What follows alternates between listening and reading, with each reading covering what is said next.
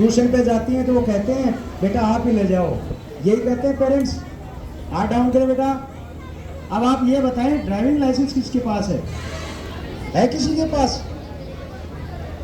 क्या उम्र होती है ड्राइविंग लाइसेंस बनवाने की? 18 प्लस। क्या उससे पहले कोई व्हीकल चला सकते हैं? चला सकते हैं।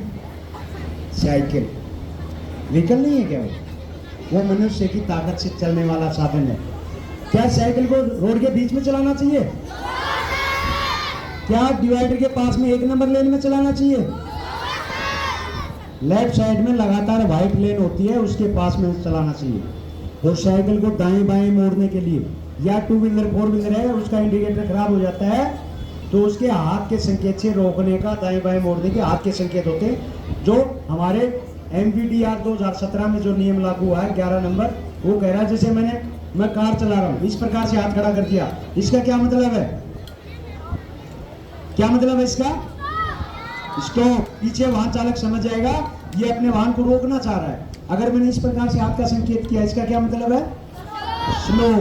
अगर मैंने इस प्रकार से हाथ का संकेत किया, इसका क्या मतलब है? Right hand. अगर मैंने राइट हैंड उंगली को ऐसे इस प्रकार से घुमाया, राइट यू टर्न। अगर इस प्रकार से घुमाया, लेफ्ट टर्न। तो इनके बारे में जानकारी होना चाहिए। अब आप 16 से 18 की एज में व्हीकल चला सकते हैं। कौन सा व्हीकल? इलेक्ट्रिक स्कूटी आती है जिस उसकी बैटरी की क्षमता 250 किलोवाट होती है, उसकी स्पीड 25 होती है, उस गाड़ी का वेट है वो 60 kg से कम होता है, वो स्कूटी चला सकते हैं। उसमें न तो ड्राइविंग लाइसेंस की आवश्यकता होती है और न ही उसका रजिस्ट्रेशन की आवश्यकता होती है। लेकिन बेटा हेलमेट आप चाहे साइकिल चलाएं या इलेक्ट्रिक स्कूटी चलाएं या बाइक चलाएं, हेलमेट ज़रूरी है। क्योंकि 3.5 फीट की ऊंचाई से जब गिरता है इंसान तो उसके हेड में, सिर में चोट लगती है, और सिर की चोट सबसे गंभीर है।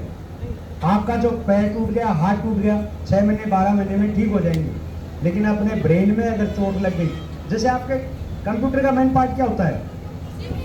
CPU। इसी प्रकार अपनी बॉडी का मेन पार्ट क्या है? ब्रेन। अगर ब्रेन सही सलामत है तो आप आगे बढ़ पाएंगे, अगर ब्रेन में आपके चोट लग गई तो आप आगे विकास नहीं कर पाएंगे।